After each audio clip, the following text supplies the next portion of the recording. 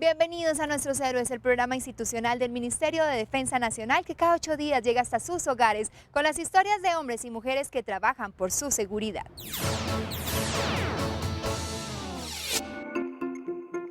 Nuestros héroes en el Bicentenario. Pedro Pascasio Martínez Rojas, considerado el pequeño prócer, pero a su vez el más grande por el profundo significado de su honradez, ética y sobre todo por su modo de actuar. Nació en 1807 en Belén, Boyacá. Siendo casi un niño se enlistó en el Ejército Patriota, donde le asignaron la tarea de cuidar los caballos más selectos de los patriotas.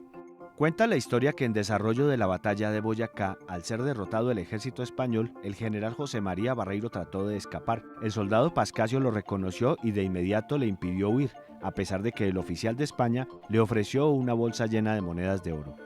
Pascasio, con un garrote que tenía en la mano en ese momento, redujo al general Barreiro, y con este acto se convirtió en un símbolo nacional de rectitud.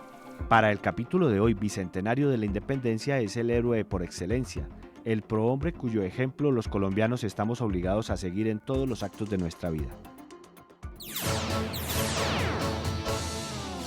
La historia de Pedro Pascasio Martínez sin duda alguna es una gran historia para Colombia, una gran lección de moral, de ética y de buenas costumbres. Pero vamos a hablar del Bicentenario y para ello tenemos la grata presencia del señor Mayor General Raúl Antonio Rodríguez Arévalo. Él es el jefe del Estado Mayor de Planeación del Ejército Nacional y gerente del Bicentenario. Pedro Pascasio Martínez, ¿qué le sugiere ese nombre, señor Mayor General? Bienvenido a nuestro... Gracias, doctor Fernando. Pedro Pascasio Martínez, el niño héroe, ejemplo de rectitud y un modelo a seguir por parte de las juventudes colombianas 200 años después de la gesta emancipadora. Sin duda alguna, estamos, repito, con el gerente del Bicentenario, pero vamos a mirar el siguiente documental que nos hace un contexto de lo que es esta celebración. ¡No reconocemos otro gobierno que el nuestro! ¡Libre, independiente, soberano! ¡Viva la República! Se cumplen 200 años de la independencia del dominio español, acontecimiento con el cual estamos celebrando 2 centurias de vida republicana que transformó las provincias de entonces en el país que somos hoy, Colombia. Todo partió del triunfo del ejército patriota encabezado por los generales Bolívar y Santander sobre las tropas realistas encabezadas por el general Barreiro. Hay gente que comienza en 1781 con la rebelión de los comuneros, pasa por 1810 con el grito de independencia en Santa Fe, Bogotá, aunque hubo otras provincias que se independizaron antes y después. Luego sigue con el régimen del terror que fue 1816, un reconocimiento a los llaneros, a los casanareños de 1816 al 18 y viene 1819. Pero el evento como tal no solamente es 1819, sino qué pasó en estos 200 años de construcción de nación. Formaremos un ejército de campesinos y de indios para defender nuestra tierra de los usurpadores. Hay quienes piensan que la independencia realmente se logró el 24 de julio de 1823, cuando el almirante José Prudencio Padilla triunfó en la batalla naval de Maracaibo, ya que los militares españoles que venían en sus naves no pudieron tomarse de nuevo el territorio. Yo quiero ser ciudadano, para ser libre y para que todos lo sean.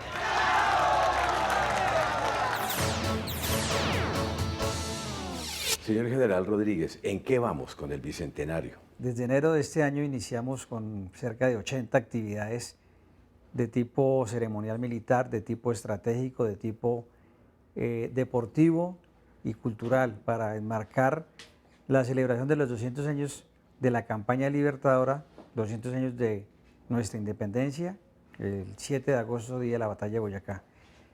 Nos estamos alistando para celebrar una ceremonia importante en Río Negro, Antioquia, para honrar al general José María Córdoba. Esa ceremonia tiene una característica también, honrar a todos los oficiales que han pasado por el Ejército Nacional en 200 años. ¿Por qué para usted, en su sentir, señor Mayor General Rodríguez, es importante el Bicentenario? Porque es recordarle al país que hace 200 años hubo unos héroes que se sacrificaron, que atravesaron una cordillera imponente como es los Andes para llegar finalmente a derrotar al ejército español y darnos la libertad. Es necesario evocar esa gesta heroica para que los colombianos de hoy, especialmente los jóvenes, sepan que ha habido un ejército que los ha protegido desde que nació la República ese 7 de agosto hasta hoy. El siguiente informe nos remite a una actividad que hizo la señora vicepresidenta de la República, la doctora Marta Lucía Ramírez de Rincón, donde firmó convenios con varios gobernadores por donde atravesó la campaña libertadora y en los cuales se invertirán más o menos 3.3 billones de pesos.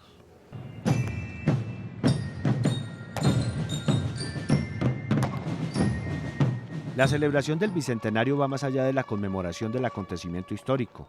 El Gobierno Nacional y 5 departamentos, Casanare, Arauca, Santander, Boyacá y Cundinamarca, trabajarán de la mano en los planes de inversión por cerca de 3.3 billones de pesos en programas de infraestructura vial y fomento del turismo. En principio, participarán 8 ministerios que priorizaron recursos del Plan Nacional de Desarrollo para este fin.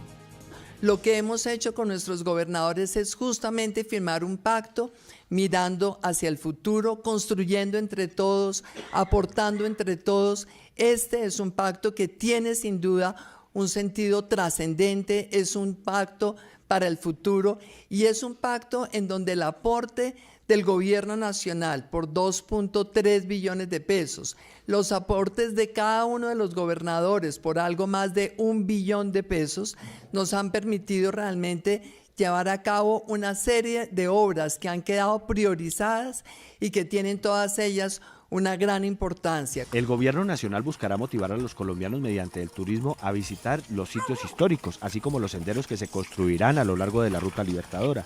Alterno a ello, estos 3.3 billones de pesos contemplan iniciativas de desarrollo y bienestar para los habitantes de estos 5 departamentos.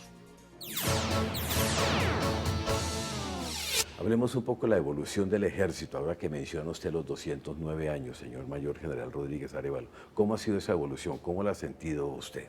El ejército, como mencionamos anteriormente, nació días después del grito de independencia, a través de unas milicias que organizaron los criollos para garantizar su independencia del yugo español. Y se fortaleció unos años después con la batalla del Puente Boyacá, ya un ejército organizado por Santander en su tema logístico y en la parte militar por el libertador Simón Bolívar. Durante ese siglo hubo ejércitos independientes, se puede decir, en cada provincia o departamento. El siguiente video, señor General Rodríguez, señores televidentes, nos dice un poco lo que ha sido la evolución histórica de nuestro Ejército Nacional. El Bolívar, nuestro común esfuerzo ha consolidado la victoria. El punto de partida de la evolución del Ejército Nacional parte de los campesinos de diferentes culturas y razas precariamente dotados para enfrentar al enemigo, quienes salieron triunfantes el 7 de agosto de 1819, así como todas las demás batallas que libraron durante la gesta libertadora.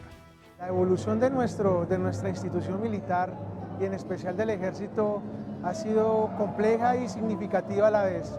Como usted lo decía, un ejército que venía de esa pobreza, venía de pronto de una doctrina muy pobre, pero que el 7 de agosto de 1819 le enseñó que podía proyectarse, podía seguir adelante.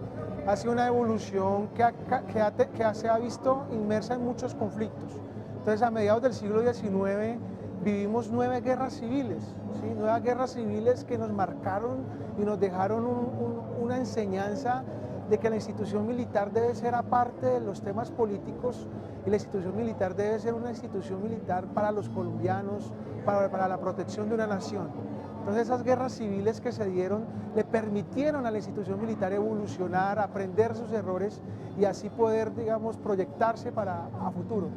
El siglo pasado las fuerzas militares tuvieron sus primeros retos, no solo enfrentar conflictos internacionales, también afrontar los retos del conflicto interno desatado por las organizaciones guerrilleras. Un momento trascendente que se vio por primera vez en la unidad de la Fuerza Aérea, la Armada y también el Ejército fue la Guerra del Perú para conservar el dominio colombiano del trapecio amazónico tal como lo conocemos en el día de hoy. El Ejército ha participado en 2 guerras, el conflicto colombo-peruano en 1932 que le enseñó a las fuerzas militares, le permitió a las fuerzas militares y en especial al Ejército modernizarse, modernizar su tropa, modernizar su armamento, modernizar sus carros y le enseñó al Ejército el concepto de la frontera. Viene la Guerra de Corea que también dejó un legado importante, porque aquellos hombres que participaron en esa Guerra de Corea trajeron esas enseñanzas y las aplicaron en las fuerzas militares y en especial en el Ejército.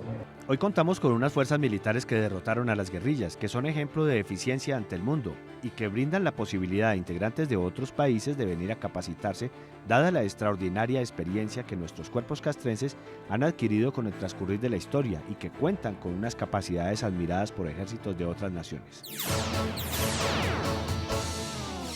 Vamos a un corte, pero ya regresamos con nuestros héroes, el programa institucional del Ministerio de Defensa Nacional.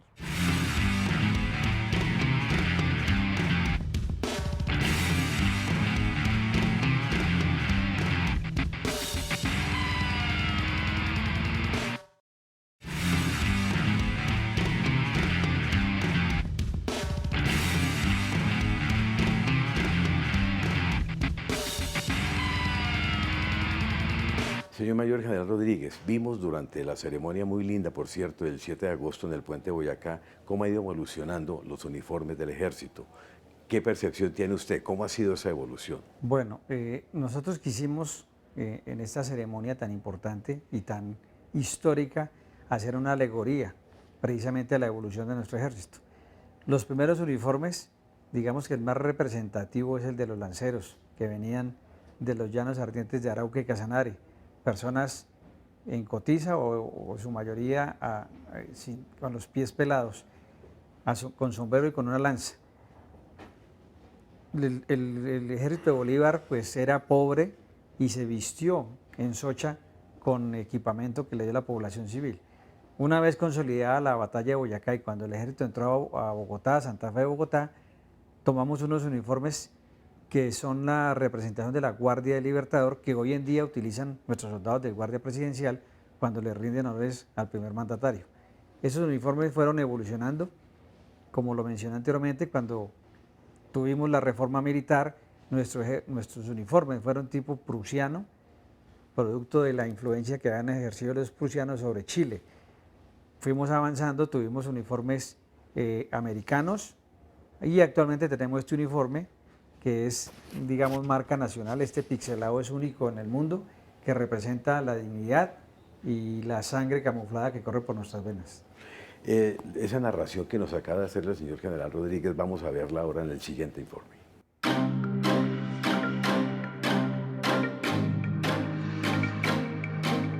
El punto de partida de los uniformes parte del soldado patriota, mal provisto con sandalias, camisa, pantalón, sombrero, a decir verdad muy mal dotado para enfrentar los rigores de las batallas en la gesta libertadora. Después del grito de independencia entre 1815 y 1819, Bolívar va a introducir este uniforme que es la guardia, digamos la guardia de él, y está conformado por un uniforme totalmente rojo con pantalón azul y un sombrero de copa altísimo, que era para que el soldado se viera más alto y pudiera intimidar al enemigo. La escarapela que tiene arriba en su gorro es amarilla, azul y rojo, simbolizando de que la Gran Colombia ya existía, o la República de Colombia, y que era inspirada en Francisco Miranda, amarillo, azul y rojo. La historia de los uniformes permitió descubrir valientes mujeres que participaron en la Guerra de Independencia, con la misma valentía que los hombres. En la misma época de la Guerra de Independencia teníamos el uniforme del batallón Rifles. Era un batallón conformado por extranjeros y criollos y también tenía sombrero de copa, venía con la Legión Británica, venía a los llanos del Apure, y en esta época también había mujeres porque estaba, digamos, Simona Amaya y Juana Bejar, quienes participaron en la Guerra de Independencia. Y, por ejemplo, Simona Amaya se descubrió que era mujer porque en la batalla del Pantano de Vargas murió, y cuando fueron a socorrerla, al destaparle su uniforme, se dieron cuenta que era una mujer. De ahí en adelante, Colombia va a utilizar este uniforme desde 1819 hasta casi 1886, cuando viene una nueva reforma del Código Militar de 1881, van a suceder 9 guerras civiles y una de las últimas del siglo XIX es la Guerra de los 1000 días. Con el transcurrir del tiempo y los diferentes pisos térmicos en Colombia, los uniformes se han tenido que ir transformando acordes a las necesidades del terreno.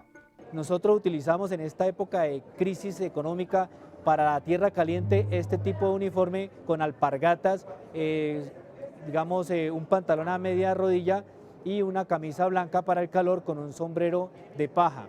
Esto era para utilizarlo en tierra caliente, y en el clima frío se utilizaba un uniforme de paño azul con sombrero negro y pantalón también a media rodilla de lino de color gris y esto era lo que utilizaban nuestros hombres en la Guerra de los 1000 días entre 1899 y 1902. La influencia internacional también ha sido un factor que ha incidido en la confección de los uniformes de las fuerzas militares de Colombia. De 1932 hasta 1951 vamos a tener una influencia alemana, suiza y vienen los americanos, y los americanos con el Tratado Internacional de la Asistencia Recíproca vamos a participar en la Guerra de Corea de 1951 con este uniforme para restablecer el orden en Corea. Cuando Corea del Norte invade Corea del Sur, nuestros soldados combatieron desde 1951 hasta 1954. Regresamos a Colombia y nuevamente en 1956 hubo una crisis en el Canal del Suez, enviamos al Batallón Colombia número 2, desde 1956 al 57, este era nuestro uniforme, era casco azul porque pertenecíamos a las Fuerzas de Paz de las Naciones Unidas. Quizá el mayor reto ha sido enfrentar la lucha guerrillera, lo cual también trajo cambios para el uniforme de los soldados en Colombia. El uniforme de nuestros soldados a partir de 1970 es el tipo tigrillo y vamos a tener este uniforme durante todos los años 70, 80 y vamos a estar en diferentes lugares de Colombia. Entramos a Casa Verde y en esa transición, entrando los años 90 con la nueva constitución, pues va a aparecer el tipo americano, uniforme tipo americano, que este uniforme camuflado que es de tradición americana lo vamos a utilizar desde el 94 hasta el 2004, que llega el camuflado tipo pixelado, que es el que tenemos actualmente. Este es el ejército del presente, el ejército de la democracia, un ejército que sigue avanzando por Colombia. Hablemos ahora de los símbolos patrios, señor General Rodríguez. Son parte de la identidad de una nación, los nuestros, el escudo, el himno nacional. Para el soldado, estos símbolos son lo más importante. Tanto que todos los días a las 7 de la mañana y a las 6 de la tarde, en una ceremonia especial, en todos los batallones del ejército se iza nuestro pabellón. La bandera es lo más sagrado que tenemos. La bandera es tan importante que cuando un militar se muere, encima de su féretro se coloca la bandera, porque es lo que nosotros defendemos. El himno nacional lo cantamos con mucho patriotismo porque refleja en su poema, porque es un poema, toda la lucha que libraron nuestros antepasados por darnos la libertad. Y el escudo pues también es parte esencial, nosotros lo tenemos en nuestro gorro que va en la cabeza, de tal manera que esos símbolos patrios son un referente importante para nosotros los soldados. Y pues hago un llamado, aprovechando este programa, para que la juventud rescate esos valores y esos principios patrióticos de urbanidad y civismo. Cuando se celebra una fiesta patria, debemos engalanar nuestra casa con la bandera nacional. Cuando se toque el himno nacional, debemos colocarnos de pie por respeto, porque es la nación, es la patria misma. Ahora sí, vamos a ver el informe sobre la evolución de los símbolos patrios. Saluda, dorada bandera, que un día, batiendo tus pliegues allá en Boyacá. A la par de la historia de las fuerzas militares en Colombia, de la consolidación de la vida republicana, tenemos símbolos patrios que se han consolidado con el paso de los años. Comenzamos con la bandera nacional en sus orígenes. La bandera, conocemos hoy como bandera nacional, tiene su origen en el año 1797. Es una bandera creada por un general, precisamente por un militar venezolano, Francisco de Miranda, en el que se inspira en los principios de la Revolución Francesa y le da un significado a las estrellas y a las franjas de colores que tiene en su constitución. Es una de las primeras banderas, o una de las que se toma como la primera bandera que representa los territorios que en esa época uno no podía hablar de Colombia todavía. Estaba la Nueva Granada, estaba Venezuela, Capitanía General de Venezuela, la Real Audiencia de Quito, incluso más hacia el sur estaba el Virreinato del Plata. Entonces no habían como países constituidos como los conocemos hoy en día, sino que eran como zonas geográficas que los mismos españoles habían dividido y que así se les conocía. Entonces por eso en algún momento también Venezuela estuvo unida a Colombia como una sola república, de la cual se celebra pues el bicentenario de la unión en el 2021. Fue la creación de la República de Colombia, que se conoce también como la Gran Colombia. También tenemos la historia de nuestro escudo nacional, el cual conserva parte de esa simbología que siempre lo ha caracterizado. Pues el escudo también tiene un origen realista o español, más bien. porque el primer escudo que viene a representar lo que sería la Nueva Granada es creado especialmente por los españoles. Es un escudo de 1812 y la simbología que está dentro de la heráldica es muy clara, porque tiene una corona resplandeciente en la parte superior, que es representación de la monarquía.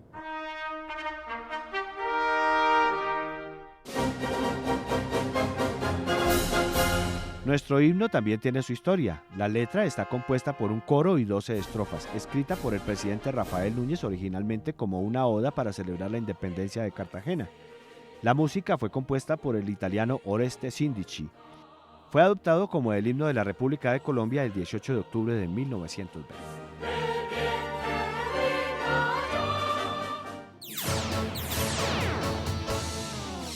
Vamos a hacer una pausa y ya regresamos con Nuestros Héroes, el programa institucional del Ministerio de Defensa Nacional.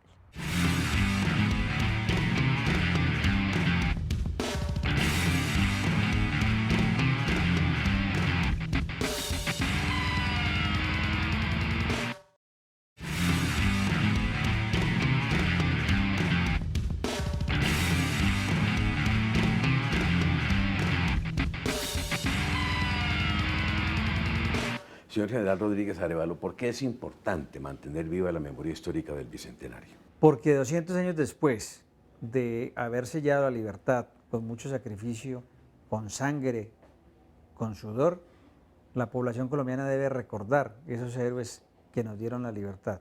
Estamos haciendo una campaña en los más de 1000 municipios que tiene el país y es colocar una placa en homenaje a los héroes. Hemos homenajeado a Bolívar, a Santander, a Córdoba, pero los héroes contemporáneos que han perdido su vida en defensa de la democracia los tenemos que honrar. Cada placa se coloca en su municipio para que esa región se acuerde que un hijo dio su vida por la democracia. Gran proyecto, sin duda, señor General Rodríguez, eso de reconocerle la vida y obra de los héroes contemporáneos, como usted muy bien los denomina. Pero vamos ahora al Museo Militar. Allí hay otra parte de la historia bicentenaria donde nos muestra cómo han evolucionado las armas del ejército.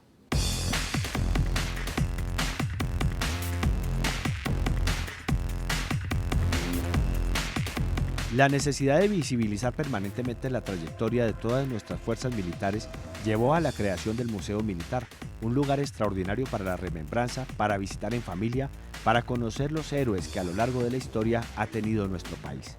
El Museo Militar, sus instalaciones, tienen como origen lo que fuera alguna vez la casa de Antonio Ricaurte, a quien se le rememora en la última estrofa del himno nacional, donde dice: Ricaurte en San Mateo en átomos volando, de ver antes que vía con llamas escribió. De acá, de este lugar, es donde parte Antonio Ricaurte hacia Aragua, Venezuela.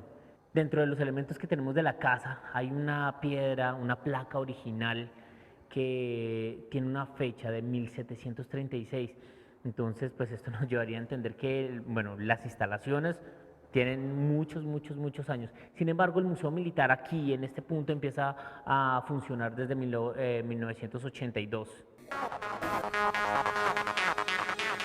Es una forma fascinante de conocer en detalle cómo nacieron la Armada, la Fuerza Aérea, cómo ha sido la participación de las fuerzas militares en conflictos bélicos a nivel de nuestro país y también en guerras que han tenido incidencia a nivel internacional. En nuestras 9 salas, 3 salas son temáticas, que son la historia del Ejército, de la Armada Nacional y de la Fuerza Aérea Colombiana. Sin embargo, en este viaje, el visitante va a ingresar por una sala, que es la sala de la memoria, donde se le dice: hey, debajo del uniforme hay un humano también. La entrada es libre para todas las personas que deseen visitarlo en sus horarios de atención al público. A los menores de edad solamente se les exige ir acompañados de una persona que acredite su mayoría de edad. Está ubicado en la calle 10ª con carrera 4ª esquina, en el sector de la Candelaria.